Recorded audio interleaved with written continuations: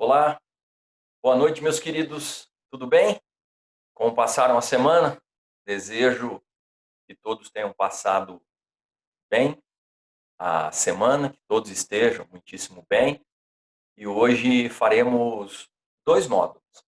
Sejam, portanto, todos muito bem-vindos a mais uma aula de história nesse nosso processo de aulas virtuais.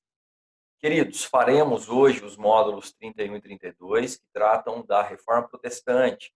Eu optei por juntá-los, pois assim temos a oportunidade de, na próxima aula, fazermos os exercícios do caderno de revisão das aulas que serão cobradas na prova que vocês farão na próxima semana. Portanto, as aulas que não serão cobradas na prova, eu não faria revisão, tudo bem? Então, faria revisão a partir do módulo 4 até o módulo 28, os quais foram pedidos, como vocês sabem, para serem estudados para a prova que vocês farão na próxima semana. Tudo bem? Vamos nessa então? Nessa aula, nós trataremos de três movimentos denominados de reformas religiosas, ou novas doutrinas cristãs não católicas. São elas o luteranismo, o anglicanismo e o calvinismo. Tudo bem? Vamos nessa? Tamo junto? Vem comigo então. Começo com o nosso primeiro resumo, nosso primeiro slide, se assim preferirem. O título, Reforma Luterana, módulo 31, tá bom? Só que antes de falar especificamente da reforma luterana, é necessário dizer-lhes como era a situação da Igreja Católica medieval. Vocês já conhecem, pois falamos sobre isso numa aula anterior, lá no módulo 24, o qual, inclusive, será cobrado na prova, no simulado, tá bom? Mas nunca é demais retomar, revisar, rever o assunto. Então, eu começo dizendo para vocês quais eram os antecedentes, ou quais foram os antecedentes, e como eram as práticas da Igreja Católica medieval, e repito, vocês conhecem. Primeiro, com o correr da Idade Média, a Igreja Católica foi se fortalecendo, tornando-se, como vocês sabem, a principal instituição do período, e cada vez mais se distanciando das questões religiosas e aproximando-se da esfera política, da esfera do poder. O nome que se dá a isso é secularização. Toda vez que algo que é considerado sacralizado dessacraliza, torna-se secular. Beleza? Então, essa secularização do clero, ela é representada de maneira assim mais didática para que vocês compreendam, por uma aproximação das questões mundanas, das questões políticas, em detrimento das questões religiosas, espirituais, dogmáticas da própria doutrina católica. Essa aproximação que membros do clero farão da esfera política, ela é especificamente vinculada ao alto clero, ou o clero secular, como nós vimos lá na nossa aula de Idade Média, tudo bem?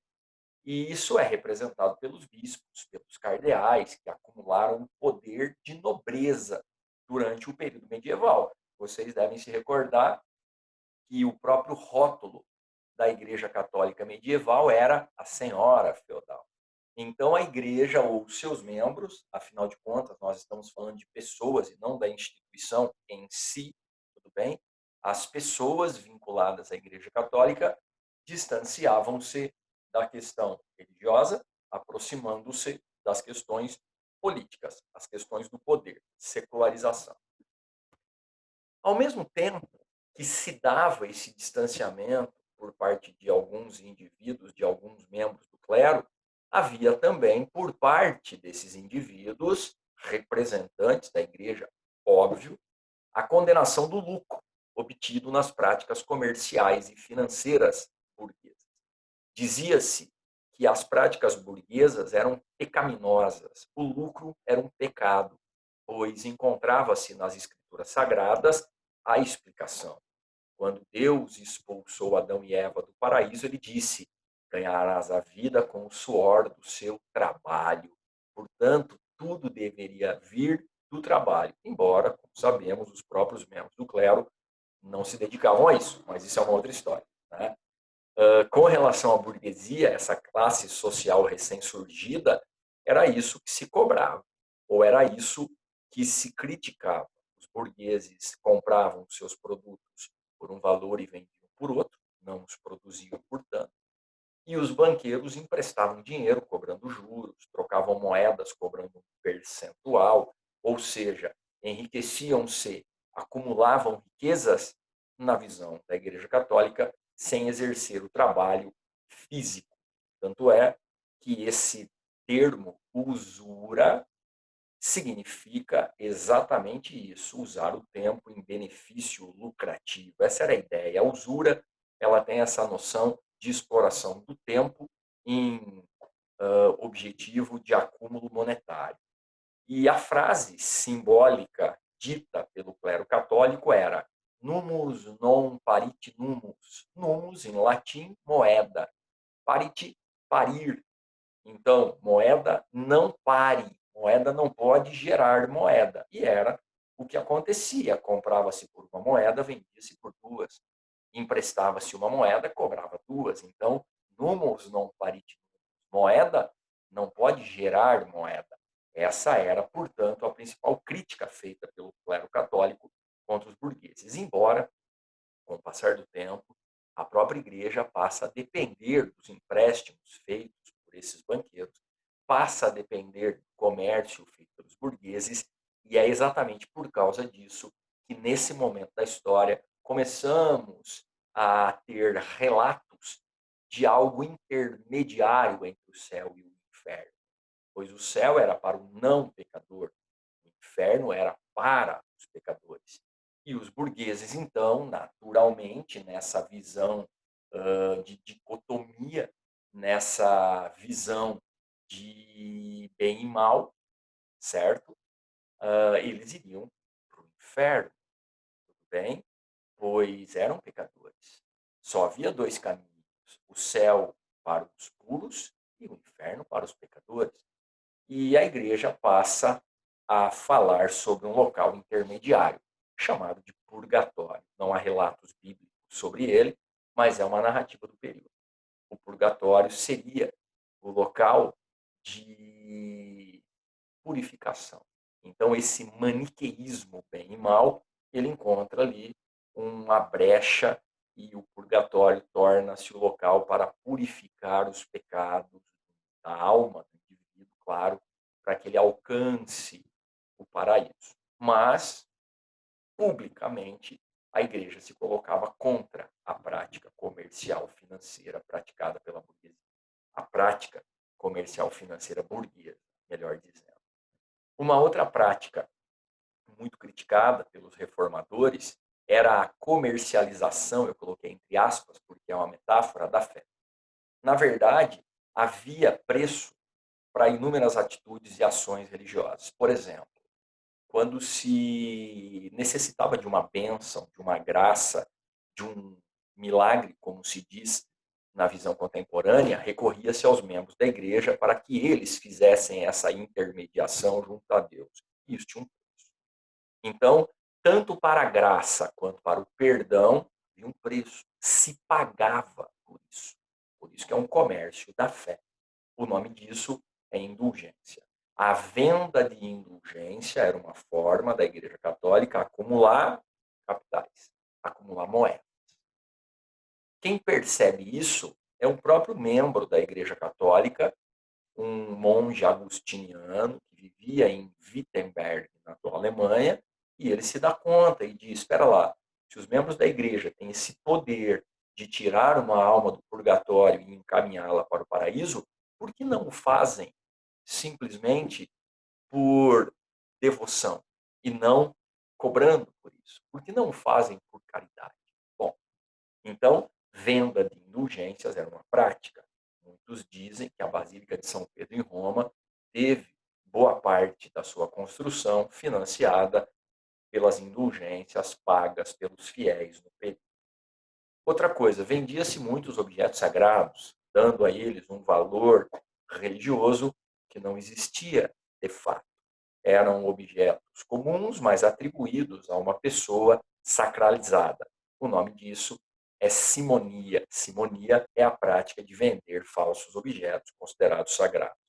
Além disso, negociava-se também monetariamente cargos eclesiásticos, cargos para funções religiosas na Igreja Católica. Além da própria participação política do clero, havia também a necessidade de monetarização dessas funções. Em outras palavras, não havia vocação para funções religiosas. Havia, sim, todo o interesse que envolvia esses indivíduos que pertenciam ao clero. Todos talvez seriam exagerados, mas muitos deles. A indisciplina do clero, o luxo da corte papal e a distância da essência do cristianismo, a qual prega o amor, a caridade e o amor ao próximo. Então, a igreja cada vez mais distante da sua base estrutural religiosa. Como eu disse agora há pouco, o Lutero se dá conta de que a igreja precisava ser modificada.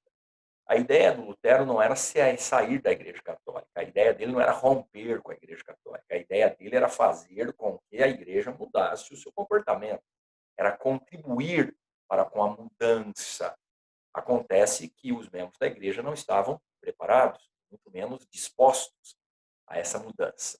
Martinho Lutero, então, como disse o seu confessor, tinha o objetivo de abalar as estruturas da Igreja Católica, mas acabou fazendo com que ela quase ruísse. Martin Luther é o nome dele. Eu sei que quando você lê Martin Luther, você imediatamente, mesmo que não queira, lembra do Martin Luther King. E o Martin Luther King, personagem do século XX, da metade do século XX, na luta em defesa dos direitos dos negros nos Estados Unidos, na verdade era o Martin Luther King Jr. Era filho desse, Fabiano? Claro que não, né? Veja a data aí. Não tem como. O Martin Luther King Jr. era filho do Martin Luther King, também pastor luterano nos Estados Unidos. E é lógico que eles têm esse nome em homenagem ou em referência ao fundador da Igreja Luterana.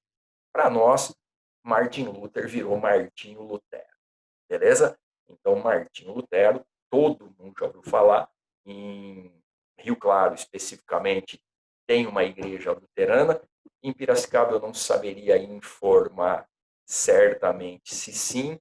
Em Limeira existe uma igreja luterana também, me disseram, mas são algumas cidades, em Araras, a cidade que eu moro, não tem, outras cidades aqui na redondeza também não, pois se trata de uma igreja de origem alemã, germânica na época, tá? Mas por ser uma igreja de origem alemã, apenas cidades que tiveram colonização alemã é que tem essa igreja, na verdade, essa doutrina trazida pelos próprios imigrantes alemães que vieram para a cidade. Bom, em 1517, o Lutero percebeu que era necessário mudar a igreja e resgatar a essência cristã. Então, o luteranismo, ele foi, antes de mais nada, uma ação de oposição e de protesto contra as práticas católicas em defesa de uma reforma religiosa. Da própria igreja, originalmente, tudo bem? Ele vai afixar as suas 95 teses nas portas da Catedral de Wittenberg e ali ele denunciava esses abusos cometidos pela Igreja Católica. Acontece que a sua ação desencadeou uma reação por parte da Igreja. Vejam vocês que em 1521 a situação do Lutero foi levada à cúria da Igreja Católica, foi levada ao alto clero e o seu comportamento foi colocado num tribunal, certo? A consequência disso será a sua excomunhão. O Lutero foi excomungado na dieta de Worms, que é todo o seu processo. A excomunhão, na Idade Média, era o primeiro passo para que o indivíduo pudesse ser executado por heresia. Então, o Lutero, sim, ele foi acusado de heresia, condenado e excomungado. Porém, vejam vocês, a nobreza percebe que havia nessa situação do Lutero uma brecha para ampliação do seu poder. Nós já falamos no contexto das monarquias nacionais que o poder do Papa era soberano, era o poder supranacional, acima do poder do rei. Foi quando as monarquias nacionais começaram a se formar que o poder do rei superou o poder papal. E aqui nós estamos no mesmo contexto.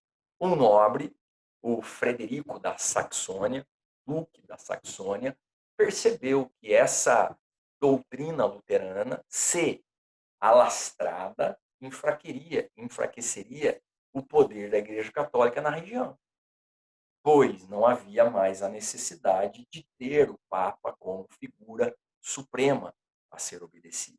E ele, então, leva o Lutero para viver nos seus domínios territoriais, no seu castelo. Literalmente, ele será o protetor do Lutero, o que lhe deu abrigo e proteção para que ele não fosse capturado e executado pela igreja, como aconteceu com outros tantos indivíduos que se opuseram às práticas católicas. Por isso que eu escrevi dessa maneira, olha, excomunhão de Martinho Lutero, o qual recebeu a proteção física e intelectual do Duque da Saxônia. Por que intelectual? Porque o Duque não só permitiu, como fez uso dessas ideias do Lutero. E o Lutero aproveitou o tempo de confinamento para traduzir a Bíblia do latim para o alemão. A primeira tradução da Bíblia feita para uma língua neolatina é feita pelo Lutero. Por que ele fez isso? Para que as pessoas que vivessem naquela região e dominassem, óbvio, o alemão, tivessem acesso à leitura. Isso fazia parte da sua doutrina, tirar o monopólio da leitura das escrituras sagradas da Igreja Católica e permitir que os indivíduos tivessem uma livre interpretação da leitura. A doutrina ou a igreja luterana, ela apresenta as seguintes características. Primeiro, a salvação se dá pela fé. Era uma forma de contrapor-se à questão das indulgências. A salvação se dá pela fé. O indivíduo salva-se, certo? A si próprio.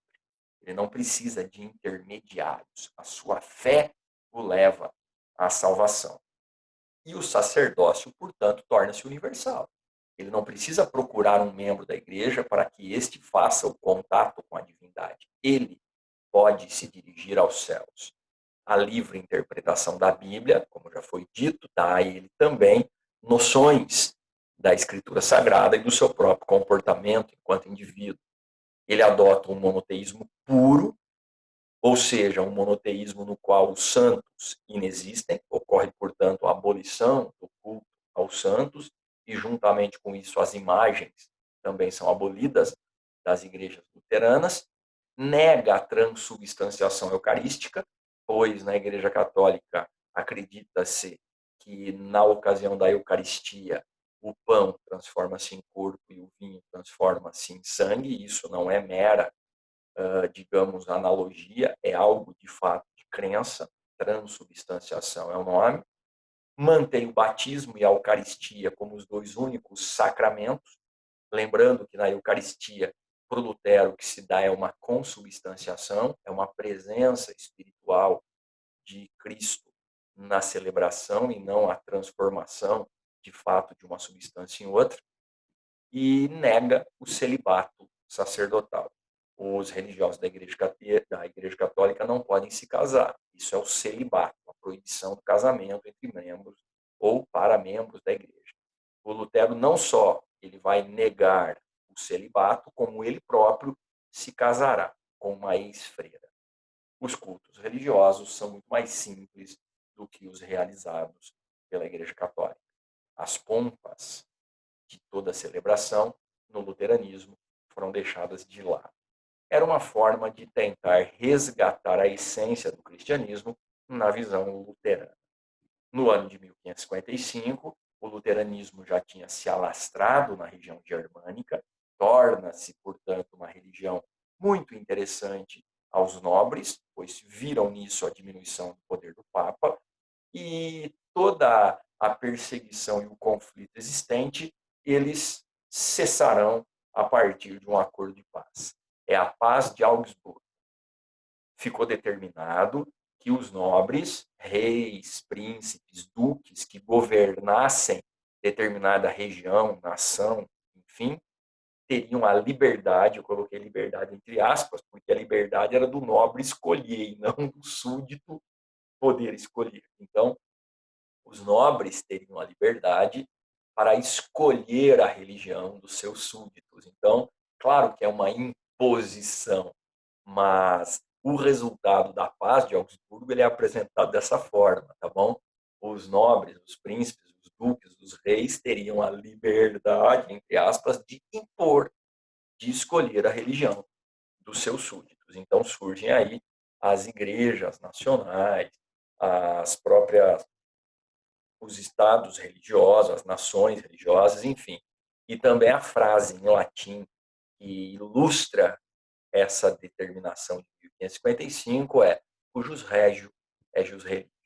Ou seja, de acordo com o rei, é a religião dos súditos do rei. Então, cujo rei é jus religio. A religião determinada pelo rei deverá ser seguida pelos seus súditos. Tudo bem? Isso não é nada também de inédito e pontual. Se nós levarmos em consideração que no Brasil, por exemplo, o catolicismo tornou-se religião oficial até 1889, então está muito além desse momento. Não tem nada a ver uma coisa com a outra, porque no Brasil era o catolicismo. Aqui, esses reis adotarão religiões cristãs não católicas, doutrinas cristãs não católicas. Tudo bem? Então, esse é o módulo 31. Eu já volto para os exercícios, tá? Esse aqui é o 32. É só esse slide no 32, tá bom? Expansão da reforma protestante. Então, a partir do Lutero, outros reformadores ganharão, claro, ímpeto e levarão adiante também as suas ideias. Alguns fazendo uso político disso, como é o caso desse primeiro, o rei Henrique VIII, o Henrique Tudor da Inglaterra. Falaremos dele também, especificamente, no caderno 3, quando falarmos de absolutismo monárquico inglês. Por enquanto, só falaremos da doutrina anglicana. Então, olha, reforma ou doutrina anglicana, ou igreja anglicana, ou anglicanismo, como você queira chamar. No ano de 1534, o próprio parlamento inglês aprovou o ato de supremacia. Só que aqui existe toda uma história paralela à ação que narra uma questão pessoal. O rei Henrique VIII, ele foi casado com a Catarina de Aragão, que era filha do rei da Espanha, e ela era católica, óbvio, e o Henrique VIII queria se livrar dessa influência do Papa e, portanto, queria a separação, o divórcio. Apaixonou-se por uma dama da corte inglesa, Ana Bolena, todo mundo já ouviu falar dessa história, mas é sabida a história das inúmeras amantes que o Henrique VIII tinha. Portanto, dizer que a igreja anglicana foi criada porque o rei queria divorciar-se da Catarina de Aragão e casar-se com a Ana Bolena é um pouco exagerado. Na verdade, o que ele queria era livrar-se da influência do Papa e, principalmente, tomar os bens, terras e riquezas da Igreja Católica, pois no século XVI, nós sabemos, a Igreja era a instituição mais rica da Europa. Para se ter uma ideia, na Inglaterra, acredita-se que metade das terras agricultáveis eram da Igreja. E o Henrique VIII, portanto, cria uma nova igreja. E olha que curiosidade, ele não muda nada. Como assim, Fabiano? Na Igreja Anglicana, as práticas são as mesmas da Igreja Católica. Os membros da Igreja Católica que se recusaram a concordar com essa nova idealização religiosa inglesa foram executados. Inclusive, o Thomas Moros, o cara que escreveu a Utopia, ele era conselheiro do rei, católico convicto, negou-se a aderir ao anglicanismo, foi decapitado. Então, mantém-se os dogmas, pois assim fica mais fácil das pessoas mudarem a sua doutrina sem mudar a sua crença. Eles não precisaram mudar o seu comportamento religioso, pois a igreja anglicana, ela, né, a própria denominação, tudo bem? Igreja anglicana significa inglesa, anglo-inglês, beleza? Então, igreja inglesa, uma igreja nacional, é isso que representa a igreja anglicana. Em termos de dogma e doutrina, não teve mudança. Teve um acréscimo. Na igreja anglicana, o divórcio passou a ser permitido, coisa que a igreja católica nunca permitiu. E essa proibição se mantém até os dias atuais. Por isso que numa celebração católica, jura-se diante do altar ficar junto até que a morte os separe. Bom, o ato de supremacia que coloca o rei acima da igreja, como eu disse, é aprovado em 1534. E o que ele determinava? Está aqui, ó, a submissão da igreja anglicana ao Estado. Uma igreja nacional. A igreja anglicana tem como chefe o rei. Não existe uma figura acima do rei. Então, o rei livra-se da influência do Papa, definitivamente. Além disso, o confisco dos bens, terras e demais riquezas da Igreja Católica. O rei tomou para si. Ué, a igreja agora é nacional, os bens são dele.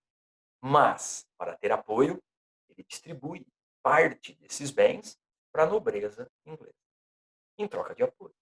Então, eu posso dizer que o anglicanismo atraiu os nobres, certo? O anglicanismo atrai os nobres, os pobres continuam, de certa forma, com o seu vínculo com a Igreja Católica, que era o que os confortava. É mais fácil um camelo passar pelo buraco de uma agulha, do rico para o céu, dizia-se com uma certa frequência, para que os mais pobres, marginalizados, aceitassem a sua situação na expectativa de uma vida posterior a essa. Na França, e alastrando-se para a Suíça, foi uma nova doutrina que se difundiu. A doutrina calvinista, a reforma calvinista, em 1537, 1537, 3 anos depois da luterana, portanto, 20 anos, portanto, depois do Lutero. Esse teólogo, o João Calvino, ele sim é considerado um seguidor do Lutero, tanto é que para ele a ideia da salvação do Lutero o agradasse, embora ele dissesse que só a fé não basta. A salvação independe do indivíduo, pois ela é uma manifestação de Deus. Ele dizia que na sua insignificância o homem não teria condições de ser responsável pela própria salvação, e sim a benevolência divina, certo? Então, ele desenvolve a chamada teoria da predestinação. Isso quer dizer que os homens já nasciam marcados para ser ou não salvos. Essa escolha se dava antes do nascimento, portanto. Alguns nasciam para ser salvos, outros nasciam para não ser.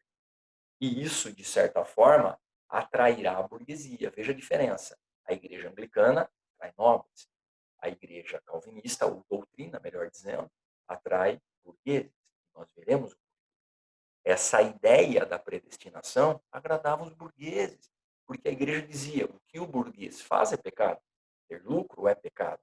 E o João Calvino dizia: independentemente do que o indivíduo faça, quem decide se ele será ou não salvo é Deus. Mas até aí tudo bem, fica uma interrogação. O Calvino dá um passo além. Olha que interessante. A salvação ou a danação, né, a condenação dos indivíduos não depende das suas ações em vida, pois trata-se de uma escolha, de uma eleição divina, de uma predestinação. O destino é previamente definido. Porém, e esse porém fará toda a diferença na doutrina calvinista. Ó. Porém, o trabalho, a disciplina, a austeridade e o enriquecimento seriam possíveis sinais da salvação. Quer que eu repita? Está aqui. Ó. O trabalho, a disciplina, a austeridade e o enriquecimento seriam possíveis sinais da salvação. Veja a diferença da doutrina católica para a calvinista. A Igreja Católica dizia: seja pobre e será salvo. A calvinista dizia: seja rico e será salvo. Claro que para a burguesia isso era um acalanto. Para a burguesia isso era algo de extrema importância. Tudo bem? A teoria da predestinação teve como consequência isso aqui, ó, o incentivo ao acúmulo de riquezas e o estímulo às práticas capitalistas. Tudo bem? Incentivo ao acúmulo de riquezas e estímulo às práticas capitalistas. O capitalismo, naquele momento, estava desabrochando, tudo bem? E encontrou terreno fértil entre os calvinistas. Os burgueses, portanto, terão conforto nessa doutrina. Isso não impediu que guerras de religião acontecessem na Europa até o século XVII. Mas isso tudo nós veremos mais adiante. Eu só queria completar com um detalhe. Muitos desses calvinistas perseguidos na Europa fugiram para a América. Sabe onde eles foram morar? Não. No atual território dos Estados Unidos. E, inclusive, eles vieram com um objetivo na cabeça: enriquecer, para ser salvo. Também por isso, a região se desenvolve. Eu creio que vocês já se depararam na sociologia, se ainda não, tenho certeza que se depararão com o livro do Max Weber, A Ética Protestante, o Espírito do Capitalismo, que narra exatamente esse comportamento religioso, principalmente dos calvinistas, correlacionando com o desenvolvimento nos Estados Unidos da América. Eu costumo dizer o seguinte: os dois modelos deram certo. O modelo católico da América Latina deu certo. O modelo protestante da América anglo-saxônica também. Os anglo-saxãos vieram para enriquecer. A região enriqueceu. A doutrina católica dizia: seja pobre. E pobre se manteve a América Latina, infelizmente. Mas isso é mero detalhe, claro, complementar. Tudo bem? Então, o Lutero tinha, sim, uma convicção religiosa de mudança. O Henrique VIII tinha interesses puramente políticos e o Calvino tinha uma certa preocupação com os burgueses e com relação às práticas econômicas. Certo? Vamos para os exercícios? Para encerrar bonitinho o caderno, que na próxima aula eu vou fazer a parte da revisão que será cobrada no simulado, pode ser? Então eu vou compartilhar uma nova tela com vocês, que é a tela exatamente da minha apostila digital, para que nós possamos fazer os exercícios, tá bom? Então, ó, abra lá na página 76, lembrando que quem não está com a apostila, dá um pause no vídeo e vai pegar, certo? E o exercício 1, você vê que tem um texto gigantesco aí, não há necessidade de copiá-lo na íntegra, tudo bem? Mas é uma pergunta muito direta, você pode ser direto na resposta. Por que a reforma religiosa começou na Alemanha no século XVI? E eu diria, em razão das ações do monge agustiniano Martinho Lutero. Esse é o ponto principal, querido. O Lutero vivia na Alemanha, por isso começou ali, e ele que é um grande crítico da igreja. Então, em razão da ação de Martinho Lutero e pelo fato de não haver centralização política na região. Só. Beleza? Tudo bem? Qualquer coisa, volta o vídeo e veja novamente a resposta. 2. Quais são os princípios básicos da doutrina luterana? Aí, meu querido, você vai buscar no resumo toda aquela sequência, certo? Ou simplesmente escreva, como nós fazemos em aula. Resumo. Salvação pela fé, sacerdócio universal, tal, tal, tal. Até cultos religiosos, sim. Lembra disso? Tá bom.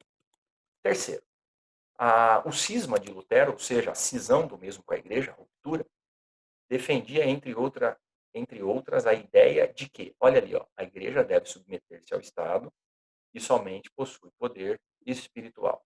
O Lutero, ele diferente do Henrique VIII, ele não propunha uma digamos, diferentemente não, perdão. O Lutero, assim como o Henrique VIII, ele propunha propunha, né, a soberania do Estado. Por isso que o Duque da Saxônia falou: pô, estou vendo vantagem nessa ação, certo? As demais não se enquadram, né? Todas elas aqui, infelizmente, contradizem o que o próprio Lutero propôs, certo? Então, a alternativa E é a única possível. Exercício 4, por favor, eu peço que vocês leiam depois com calma, anotem a alternativa I como correta, tá bom? 5, falando exatamente da dieta ou da paz de Augsburgo, tá bom? Os súditos adotariam a religião de seus governantes, isso está muito explícito lá no resumo, alternativa C, certo? E aqui, olha, tem sido hábito até agora de certos homens segurar-nos como propriedade sua, visto que o Cristo nos libertou. Por isso, julgamos estar garantindo que seremos libertados da servidão. Isso aqui foi um manifesto dos camponeses, digamos, inspirados pela proposta de ruptura do Lutero. Mas o Lutero não concordou com essas ações camponesas, com essas revoltas camponesas, e sim, ele apoiou toda a repressão feita pelos nobres na região da Alemanha aos camponeses, certo? Então, olha, por mais que Lutero e os camponeses alemães tivessem críticas comuns à Igreja Católica da época, existiam sérios pontos de conflito entre eles. A raiz desse choque está no apoio mútuo existente entre Lutero e os setores da nobreza. Então, como Lutero é aliado da nobreza e os camponeses se rebelavam contra a nobreza, o Lutero ficou contra os camponeses, certo? Então, alternativa. Beleza, queridos? 32 para fechar bonitinho e já fazer a revisão na próxima aula. Ó, exercício 1, página 80. Faça uma relação entre a doutrina calvinista e o capitalismo. Tá aqui, ó. Quer que eu mostre para você? Ó, vou compartilhar de novo a tela, depois eu volto para essa. Tá aqui, ó. Certo? O calvinismo, você pode escrever o seguinte, para ficar bem legal. O calvinismo valorizava o trabalho e a riqueza, certo? Se você não quiser copiar tudo, né? O calvinismo valorizava o trabalho e a riqueza como possíveis sinais de salvação, vírgula, incentivando o acúmulo de riqueza e as práticas capitalistas, que isso é o mais importante, dizer que o calvinismo incentiva as práticas capitalistas, tá bom? O que estabeleceu o ato de supremacia aprovado pelo parlamento da Inglaterra? Quer que eu compartilhe de novo com vocês a necessidade? Vou compartilhar, tá aqui, ó, tá fácil, beleza? Ó, o ato de supremacia, submissão da igreja anglicana ao Estado, tal, beleza? Então é só seguir adiante copiando tudo isso, beleza? Terceiro, o princípio estabelecido por Calvino em Genebra baseava-se na predestinação, determinando que a salvação ou a condenação do homem é definida por Deus, tá bom? A 4 eu acho muito legal, pois ela traz, né, as ideias de cada uma das três doutrinas. A primeira, assim vemos que a fé basta. Luteranismo, salvação pela fé, não precisa nem ler o resto. O rei é o chefe supremo da igreja. Anglicanismo, não precisa nem ler o resto. Por decreto de Deus, para manifestação de sua glória, alguns homens são predestinados. Predestinação, calvinismo. Lutero, Calvino, Lutero, Henrique VIII, Calvino, alternativa B. Luterana, anglicana, calvinista. Certo? B. Fechou? Quinta e última. Por ter tido educação protestante, nunca achei que 31 de outubro é o dia das bruxas. Sempre foi o dia em que Lutero, em 1517, começou uma revolução. Olha que coisa curiosa, né? A igreja associou alguns eventos a outros.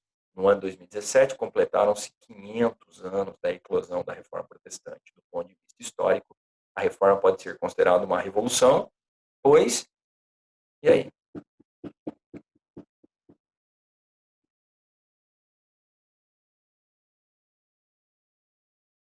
Olha, ele coloca aqui a alternativa C como correta, certo? Desconsiderando as demais. Ele fala que foi uma revolução econômica, pois com os puritanos difundiu-se uma nova mentalidade. Mas não era a ideia do Lutero, que fique bem claro isso. Hein? Sabe o nome puritano que ele coloca aqui? Puritano é o calvinista inglês, tá bom? Puritano, calvinista inglês. Presbiteriano, calvinista escocês. Huguenote, calvinista francês. Reformado, calvinista holandês. Tá bom? Quer que eu repita? Puritano, calvinista inglês. Presbiteriano, calvinista escocês. Tá? Huguenote, calvinista francês. Reformado, calvinista holandês. Tá bom? Então ele está dizendo, o Lutero inaugura um processo que vai ecoar, e aí sim há um vínculo direto com o calvinismo na resposta C. Feito, queridos. Um grande abraço. Muito obrigado mais uma vez pela companhia, embora virtual, mas saibam que estamos juntos. Valeu. Quinta-feira, revisão. Um abraço. Tchau.